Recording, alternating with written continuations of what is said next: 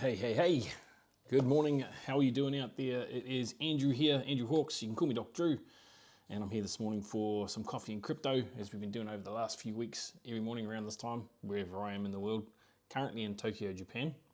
We'll see where we go from here. Probably got another, looking at the date, probably another 6-7 days here. And then we'll see where we go. But good morning from me. It might not be morning for you, it might be afternoon, it might be evening. But hey, it's neither here nor there. I hope you're well. Now, if you're not yet following me, you can do so over at Instagram at Andrew Hawks Online. You can also do so at TikTok at Andrew Hawks Online. But it is great to be here this morning. We're going to talk a little bit about DAOs, little decentralized autonomous organizations that show you how what the potential is inside of the DeFi space. So most of us are sort of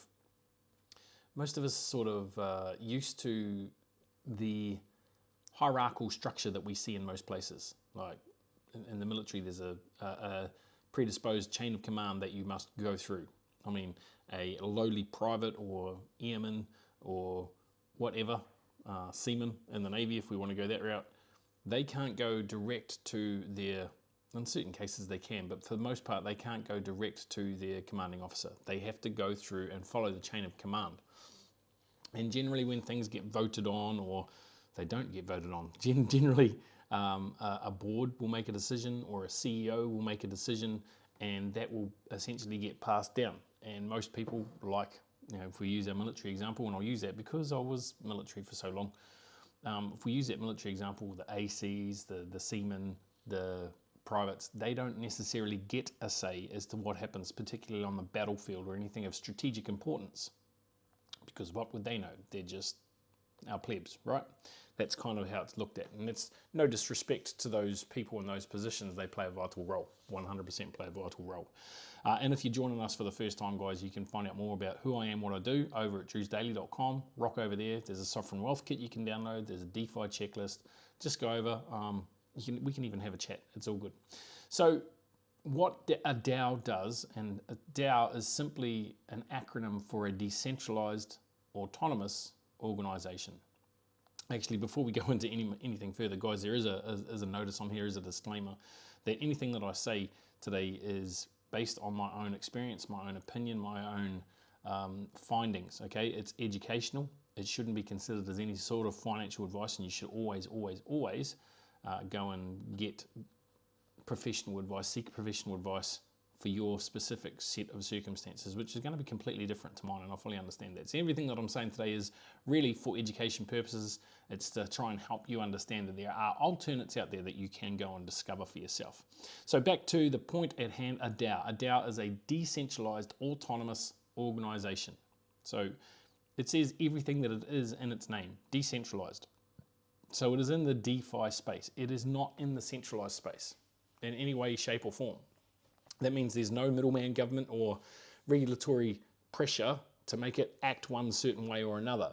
It just exists by itself in the decentralized space. It's autonomous, so it's not managed by any one person, any one entity. Now, in some cases, there may be a foundation that pre-screen different opportunities that want to come and utilize the DAO, because a DAO is a community of people, essentially. Now, it's a community of people that get to have their say on what happens inside of that community. They all get voting rights. And in some cases, it'll be based on how many tokens you have. Now, that's not necessarily, excuse me, that's not necessarily the best way to go, because obviously the rich or the people that can afford to have a lot of tokens, and maybe they lucked into it, maybe they got given it through an ICO, who knows? A good DAO won't do that, but who knows? Maybe they were given it through an ICO. Maybe that gives them more votes. That's not necessarily a good DAO to be a part of. And the reason being is because clearly those people will have more sway, more say. So what we want to look at within a DAO, you want to look at your voting rights to see, okay, well, does everybody have an equal say here? Because that's kind of important. That's how a DAO works. And if you guys just join us on TikTok, come and tap that screen for me, it'd be good. If you join us on Facebook, YouTube, just give us a thumbs up or a heart. Let us know you're there. Let us know you're listening. Let us know if this is useful at all. So what if I told you it's impossible to build a business or launch a movement and fund an idea without a CEO? What if I told you it was possible to do those things without a board, without begging for permission? That's what a DAO infrastructure actually brings to us. Now, a DAO is just a new way of exploring and organizing power and money out in the open so people can see it. So it's completely transparent for everything that's going on. So you can literally see, okay, well, this is what's come up. These are what people have voted on. This is what the vote says. This is the direction we're going to be looking at taking for this DAO. That is really, really, really important. Now, some of the most innovative communities in Web3 today are owned and operated by the users. And we're starting to see a very big seismic shift in that space, in the fact that people are coming together for a common goal. They're not putting any one person or entity at the top to go, well, let them make the decisions for us. They're not doing that. They're taking responsibility on for themselves, and they're going, okay, well, I want to be a part of this community because I believe in what they are doing, or I believe in what the outcome is, or what we're working towards. Now, I can't remember the exact quote, but basically a realization of a worthy ideal. Basically, an outcome is the realization of a worthy ideal, right? And that's what these people are working towards. Now, does it mean they're going to hit it? No, maybe not. In fact, I would suggest that maybe 9 out of 10 don't. But they're all working towards that common goal. It gives them that purpose to continue to move forward. And a DAO just brings a way to bring all that together so that people can organize it in such a way it can be run by smart contracts, by a protocol, so that nobody gets left out. Konnichiwa, my brother. Hope you're good. Hope you're good. That's for my mate there on Facebook. So guys, if you are just joining us, head over to drewsdaily.com. You can download the Sovereign Wealth Kit there or the DeFi checklist. And of course, we can get together and have a chat as well. So think about your last team project. Did everyone get a say? Or did one person dominate the whole thing? DAO's a one possibility to fix that imbalance, right? It's a way to bring that back for people that they get to have a say. Now, I'll give you an example of something that happened to me while I was peacekeeping. Now, it's probably not necessarily a good example because realistically, if we broke it down to the definition, it would be almost the definition of mutiny. It's when people get together and they go, well, we don't agree with something that's happening here and we're going to speak up and say something. Had it all been through a DAO, it could have been anonymous, it would have been transparent, but everybody would have known where everybody stood. In fact, it's probably not necessarily a bad way to look at it, but we're in a group situation where there was 4 or 5 of us who weren't happy with the rosters and how the rosters were played out. And they seemed, and it was probably in our heads, we were all very young, but they seemed to be weighted to benefit a particular person. And that particular person was the person who created the rosters. And everybody was bitching and moaning and bitching and moaning. And I said, well, look, there's one of 3 things we can do. We can shut up and do nothing and just bitch and moan about it, continue to bitch and moan about it. We can accept. Oh, sure, Leroy, reach out to me, bro. It's there's a second one. So you might have gone to the different site. So just message me and I'll get that through to you. So the second option was to just let it go as it is and suck it up and just be done with it. And the third was to say something. And everybody said, oh, we should say something. We should say something. I said, I'm happy to say something if you guys want that. Everyone's like, yeah, we need to say something. We need to say something. And this was one of the first times that I ever felt hung out to dry and left out in the cold. And it was very obvious that we'd been talking about something when these people arrived. And it was like, okay, well, what of it? What's going on? So I said, well, everybody sort of had a chat this morning and they're not happy with this, that, and the other. And when the question came back to the people, oh, is that right? Are you all the same? Oh, no, we haven't seen anything like that. Literally hung out to dry. So a DAO would have alleviated that because everybody could have had their say and it would have been autonomous and it would have been transparent. So, yeah. Now, I've already sort of said what a DAO is. It's a decentralized autonomous organization. They operate like a co-op. Members get tokens to vote on their decisions. So if they've got any form of tokens, as I said before, some of them have more tokens that gives you more voting rights. That's not necessarily a really democratic way to do it, because that means the people that have more, which is what DeFi is trying to get away from. It's trying to help the people that are unbanked, right? But if the people that have more get more votes, then they get more say, which people might go, well, yeah, they've earned it, they've worked for it. Yeah, but it kind of defeats the purpose of a DAO. So that's where we're at with that. So they operate like a co-op. Members get to vote vote with tokens on decisions, right? The treasury, the balance of the funds, the money that is there, and DAOs can raise large quantities of funds. I think I've said already about the Constitution DAO, right, which was put together to raise funds to drawn by the US Constitution. They raised $47 million in 5 days. So yeah, absolutely, they're a good way to raise funds if that's what you want to do, if that's what you're looking to achieve. And the beauty of it is that it's all operated by smart contracts, if they're done right. Now, it's not to say it's not without risk, because there are probably some dodgy DAOs out there that are dressed up like that, but still have centralized control. And you do have to, you got to verify all this for yourself. And all of these things are verifiable if it's correct, if it's true, because it's all on chain. You can see it all. So the treasury is controlled by smart contracts, not by bank signatories. So there's not going to be one person that goes, oh, nope, we can't do that. That's like my little private piggy bank. Can't work like that. It doesn't work like that. It means that you get to be in control, or you get to have your say. That's more importantly. But most common uses are for managing money, launching projects, or building communities. Now, communities is a big one, and I'll come back to something that I touched on about 5 minutes ago, and that was that there's a seismic shift in the way that communities operate, and that's because there are protocols now in play in the DeFi space. Now, we always hear the horror stories, we always hear the bad things, but never ever the good things about what's happening in the space. Now, I believe that's by design. That's just my thoughts and opinions. Again, nothing I say today should be considered as financial advice, because it's not. It's just an observation. It's just my experience that I've seen in here, and I'm sharing it with you guys. And it should be considered as educational purposes, and if you're going to make any decisions based on it, go and get professional advice. Go and do your own research. But as I said, there's a seismic shift in communities. And the reason being, and the last 5 years is a very, very good example of this, is that people no longer trust the institutions that were supposedly there to look after us, to look after our well-being. And there's good reason for that. You know, it doesn't matter what side of the fence you sit on with that. You've only got to look at the facts of what's happened, and you can see that, you know, there's been plenty go on to cause mistrust.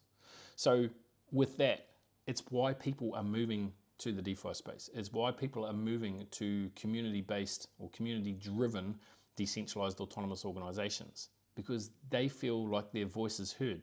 They feel like they have a say, and they actually feel empowered to make decisions for themselves outside of what any mandate is. And we're not going to get into mandates, but oh man, we could, but let's not. So a really good way to look at this is like it's a group chat that runs a business. Now the rules are written in code instead of a company bylaws. That's essentially it. So if you look at any law firm, and I've watched a lot of Suits, right? If you look at any law firm or anything like that, they've got bylaws written in so that people can't do certain things and blah, blah, blah, blah, blah. All of these can be taken care of by smart contracts. And all of these can be done inside of a DAO. So I think what we'll start to see moving forward, in fact, there probably already are, and in the very cursory look we've looked at, I haven't found any, maybe I should go and look, but there's probably law associated DAOs where people that have the knowledge have put it into a repository for a DAO, and people can access that information. They can become members of the DAO. They can work towards community solutions, community outcomes, whether that's freedom movements, whether that's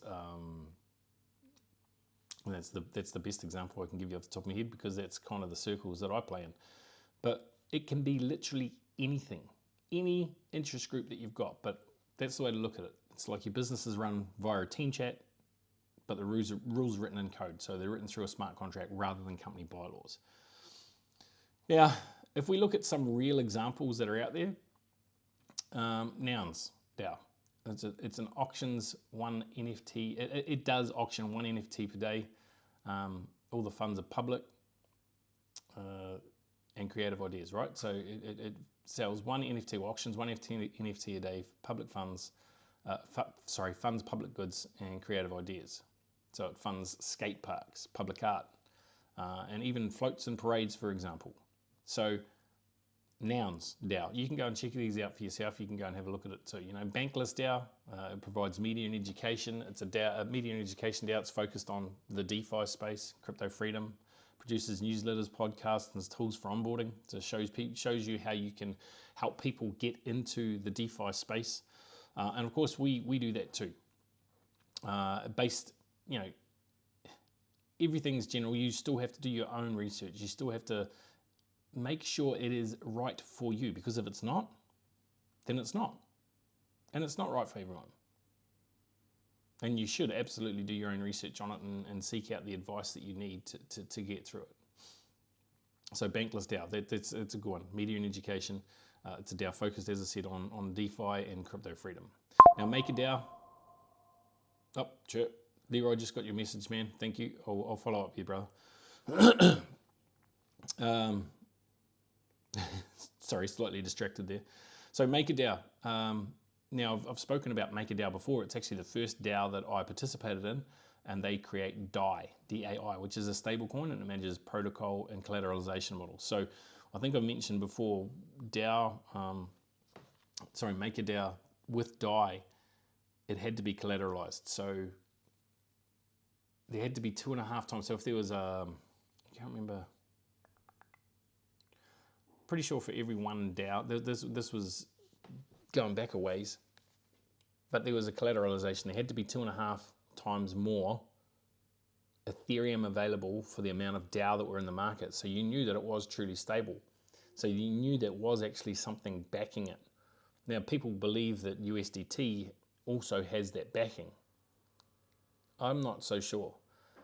They seem to be able to print a lot of that. And again, not financial advice, guys. I'm just looking at the facts and the spikes and stuff. It seems to have been, they print a lot, like they mint a lot of USDT, and every time they do mint USDT, there just happens to coincide be a spike in Bitcoin. Maybe they're linked, maybe they're not. But you know, the beauty of Make a DAO was that DAI was collateralized, so there was definitely something there backing it, and it wasn't necessarily something stable, but it was absolutely a so just, maybe it's gone. No, it hasn't. I shouldn't be getting those messages. I know what it is. Bear with me for a second, ladies and gents. Okay. Oop. Okay, I'm still here. Just trying to get those distractions out of my way. Usually it doesn't happen, but I think I know why it had. Where was I? So yeah, DAI has a collateralization there. So it's got money backing it. And it's not necessarily backed by a stable coin, but it's 2.5 times what that stable coin is. So therefore, the supply, so like, I'll give you an example. If there's $100,000 worth of DAI, there'd be $250,000 worth of Ethereum. That's how it used to be. I'm not sure what the protocol sits at now and what that looks like, but what that meant was that Ethereum had to drop a hell of a lot for it to no longer be backed, for DAI to lose its stable coin pegging. Again, important to understand. Now, it's important to note that MakerDAO is actually the first major DAO, the first real world DAO with massive financial impact. And it still operates today. And they had a governance token, I can't remember what it was called. It might have been called Maker. But I had a bit of that to start with, and I did very, very well on it. So there's a good way, there's good things that you can look at. Again, these are just my experiences. Go and find out for yourself. And if you are just joining us, guys, head over to drewsdaily.com. You can grab the Sovereign Wealth Kit or the DeFi checklist. And if you get one or the other and you want both, then just message me via WhatsApp. There's a link there for that as well. And I can get that out to you as well. So Gitcoin is another DAO, Gitcoin DAO. It funds open source developers and digital products. It's just recently launched the Allo protocol, and that's to help other DAOs do better grant distribution. So DAOs literally can do that. You can bring a whole community of people together that put their funds in and say, hey, we want to fund this project. We want to fund this project. There's a project in Auckland that's been there for Auckland. For those of you who don't know, I'm a Kiwi. I'm from New Zealand. Now traveling the world full time. But there's out west, there's a ferry that's on the off-ramp at Lincoln Road on the Northwestern Motorway. And it's been there for 25 plus years being restored to its former glory. In fact, one stage it was even used as a set for a soap opera that was running in New Zealand. But it seems still stalled. Now maybe if they had, and of course they didn't have DAOs 25 years ago, but maybe they could create a DAO and have all these people from all around the world that are interested in seeing the restoration of old ferries and the history. When I say ferry, I'm talking about a ferry that went across the water, right? To restore old history like that and keep it like heritage DAOs. You could create something like that where everybody wants to preserve heritage or whatever. They can join that DAO, they can add money to it, and then you can distribute based on voting rights on the things that you want to fund and want to get through. Now, as of mid-2025, here's a little bit of a statistic for you. Over 30 billion with a B, is managed collectively by DAOs across all chains. Now, traditionally, DAOs have been built, and the reason so is because that's the way the blockchain was set up, and we've spoken about the different chains and their different purposes, right? But traditionally, most DAOs have been set up on the Ethereum chain. Now, what the problem with that is that Ethereum, everybody goes, well, Ethereum, the fees aren't bad. The fees are actually quite high when you look at Ethereum based at other chains. So if we look at Ethereum based against Tron, for example, TRX, Tron might cost you 0.001 of a cent to send something, whereas Ethereum might cost you 2 cents or 3 cents, or even worse, 35 cents. And there was a time where it was literally $100 to send, $100 in gas fees to send $500. A lot of people stopped using Ethereum at that time and started looking for alternate chains. And because of that, Ethereum's gas fees, or maybe they've changed their protocol a little bit, they've come down. So they're more reasonable now, but they're still expensive. There's a commodities company in Hong Kong. Commodities, they do gold, they do silver, coffee, wool, cotton, whatever. But there's a commodities trading company in Hong Kong that use the Ethereum chain. Hey, Yamu, how you doing?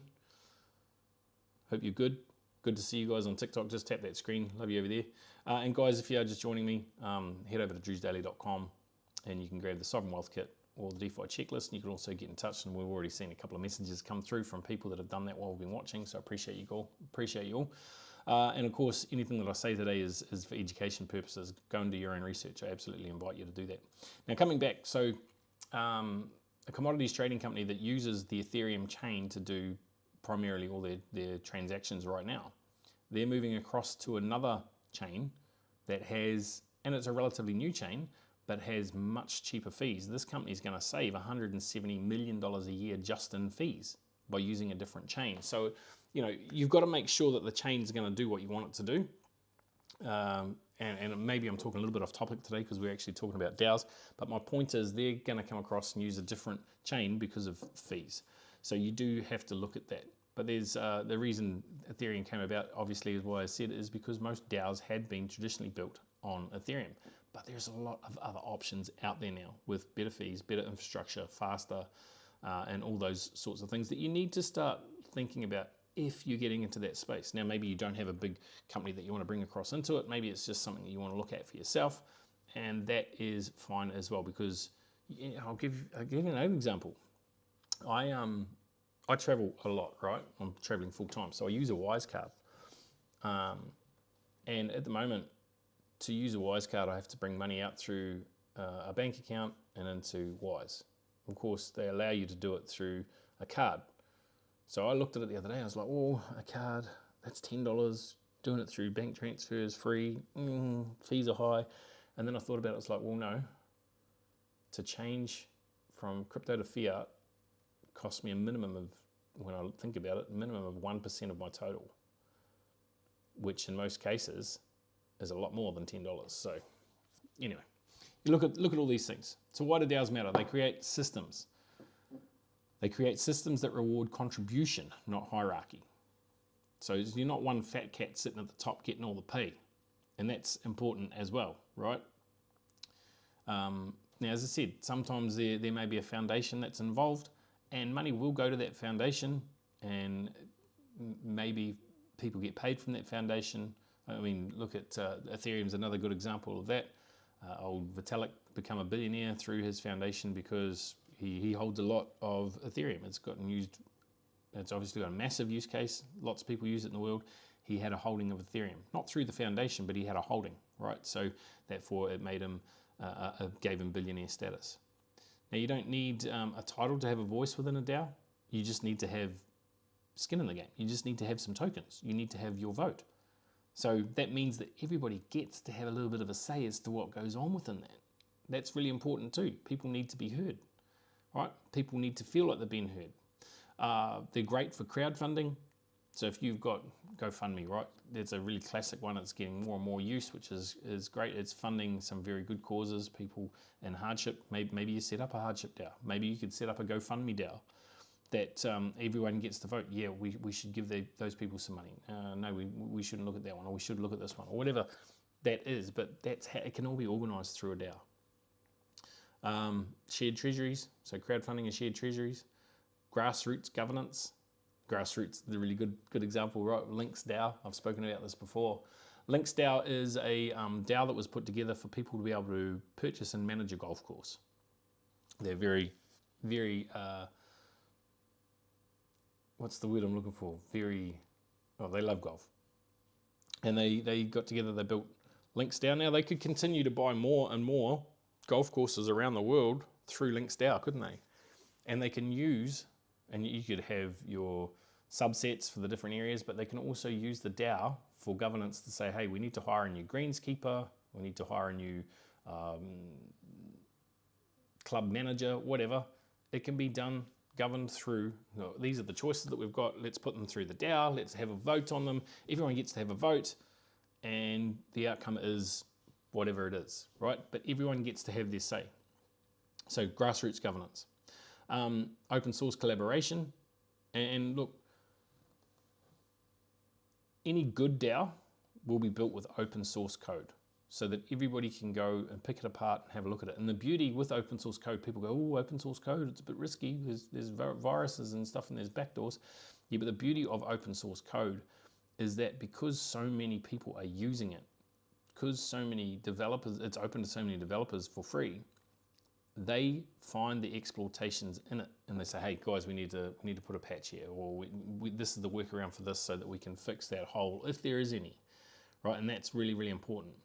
It can be obviously used for media and education as well. We spoke about that, was it Noun DAO? Nouns DAO? No. It was, where is it? I'm going back. Yeah, Bankless DAO, right? It's providing education and literacy and programs for people.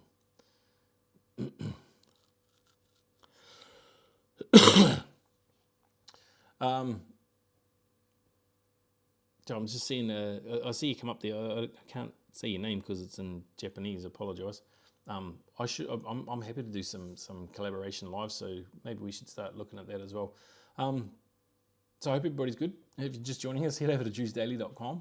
You can grab the Sovereign Wealth Kit. You can grab the DeFi checklist, whichever one you don't land on. Flick it through to me and I'll give the other one as well, no problem. But obviously DAOs can be used for education, for media, and advocacy without gatekeepers, without that middleman. And look, I'm definitely about that. I'm definitely about trying to educate people that there are alternates to the system that they're in right now. We often hear people go, oh, the system doesn't serve us. But then they don't do anything to change it. Oh, it's stacked against us, it's no good. May or may not be true. And I'm not here to pass judgment on that. I have my thoughts about it, but it may or may not be true. The point of this is that people will say something, they'll complain about it, but they won't do anything. And that comes back to the story that I told you before when I was peacekeeping about the 4 or 5 of us that were sitting around, everyone's bitching and moaning, but no one was prepared to do anything. I learned something about myself that day, and that is that I will absolutely stand up for what I believe is right. 100% stand up for what I believe is right, even if it's uncomfortable as all hell. And trust me, I've been in that position where it has been uncomfortable as all hell, where every cell in my body was going, oh, don't do this, you're going to get yourself in trouble. But that was just fear.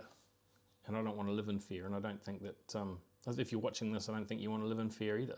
It's not comfortable. It's not conducive to moving ahead. Okay, so as I've said before, nothing is without risk, right? There's risk in everything that we do in life. There's risk in getting out of bed in the morning. There was risk for me going for a walk this morning before I did this. I'm in a foreign country that doesn't speak the language that I speak, and I don't speak the local language. I can say thank you, I can say hello, I can say goodbye. That's about it. That's about as far as my Japanese goes. And last night, we ordered some dinner last night because I had calls. So we ordered some dinner last night, and I got the message that it had been delivered, and it hadn't been delivered. Turns out that they were still on their way, but the point is, I said, not delivered, it's not here. And it said, call the shop. And I'm like, well, this is going to be interesting. So I called the shop. Sure enough, they didn't speak English. I didn't speak Japanese. We didn't get a resolution. So there's risk in everything that we do. There's flaws and there's frictions. Governance fatigue. Sometimes there might be too many decisions and too little engagement. So if you haven't got the engagement of your community, then that could be a problem. And it's a problem in society now as it is anyway.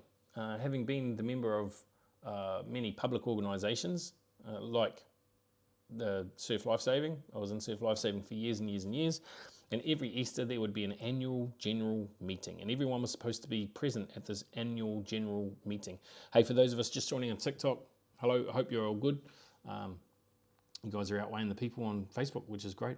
Anyway, so an annual general meeting that everybody, you had to have a certain set of a number of people there to get a quorum, to get an agreement, if you like. Because if there wasn't enough people there and something was put to a vote, then it wouldn't have any standing. So same thing can happen in a DAO, is there's a lot of decisions to make and nobody engaging. You haven't got the engagement of your community, then you're going to have issues with that moving forward. So you need to make sure that you keep your community engaged. And I've covered this one before, token voting. You can create a plutocracy where if somebody's got too many tokens, they control the outcomes. And that's sort of against what a DAO is trying to achieve.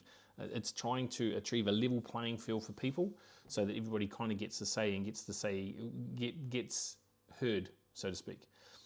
There are smart contract risks, let's be fair. I mean, smart contracts are great. They execute the way they're supposed to execute, but they can be exploited. Not always, but if somebody finds a backdoor into it, then they can literally drain millions of dollars through it. So you still have to, who are the people on the team? Who are the developers? How long have they been developing it for? What sort of track record do they have? You need to look at all these things. And then there was a DAO, it was the DAO hack in 2016, led to Ethereum's first major fork. So it changed its protocols a little bit at that point. So that's the whole point, is like the open source stuff is like, well, okay, this happened. We need to pivot and go this way so that it doesn't happen again in the future. So every revolution starts rough. It's not easy. And that's kind of where we are right now. And most revolutions have got blood in them, right? And I remember being with a company and they said, no, we're not causing revolution because we don't want blood in the street. We're evolving, so we're having an evolution. Call it whatever you like. But it always starts rough. But at the same time, it's those people that are in there at the start that benefit the most from it. That's something to consider, something to think about. Now, as I've said before, maybe the DeFi space is for you, maybe it's not. Anything that I've said today is just from my own experience, my own wisdom, if you like, my own frustrations with the current system and my ability to respond to that stimulus and do something else because of it. It's not financial advice. It's education, entertainment, whatever you want to call it, but you should go out and you should do your own research on it as to whether it's right for you. And if you're not following me yet, guys, over at Instagram, you can do so at Andrew Hawks Online. You can do so at TikTok at Andrew Hawks Online. I'm also on YouTube at Andrew Hawks Online, and even on Facebook at Andrew Hawks Online if you're not on my private profile. But if you are watching this on Facebook, you're on my private profile. I used to stream it into my page as well, but that just takes up bandwidth, and this one's the most important to me, so here I am. But also, you head over to drewsdaily.com, you can grab the Sovereign Wealth Kit and also the DeFi checklist, and we can open a conversation, we can have a chat. Maybe there's something that I'm doing that works for you, maybe not, and that's okay. Not here to browbeat anyone, I'm just showing you the ways that are available. Now, should you launch, or should you join or launch a DAO? You can start small. You can start small. Join a DAO, the topics you care about the most, with media, education, identity, yep, even identity, and art. There are those things that you can be looking at. I'm about to sneeze, so excuse me. Excuse me. Apologise for that. Must be something in the ear here. But there are literally DAOs everywhere that you can look at. Just search it. Search whatever your niche is, your topic, your interest, your area of interest, and then put DAO after it, DAO in capitals. And it will find you communities of like-minded people that are in the DeFi space. But they're not for everyone. They're not for everyone. They're a glimpse into what's possible, right? What shared power could look like. What shared power could look like. Because at the moment we're living in a world where it's largely controlled by the people at the top. By people we supposedly elected into power. That supposedly work for the people. And I say supposedly because realistically you've only got to look at the decisions that are made and most of them are self-serving. They're not for the greater good of the people. They'll say that it is for the greater good, but you've only got to follow the money to see that it's potentially not. There was a leader of a country. She was the youngest elected leader of a country in the world. And when she came to power in that country, she couldn't even afford a deposit for a house. Couldn't afford a deposit for a house, for a $400,000 house. So, anyway, got into power as the leader of that country onto a salary of around $400,000, $450,000 a year as the leader of that country. Spent 6.5 or 7 years in power, so 1 and not quite 2 terms. Not quite 2 terms in power. Actually, no, might have been just below 6 because I'm pretty sure their cycle was every 3 years. Just below 6 years in power, but left with over $23 million in her bank account. Now, I might not be a smart man. Yeah, absolutely, Robin, I'm with you. You got 2 legs, why not have one of both? I like that.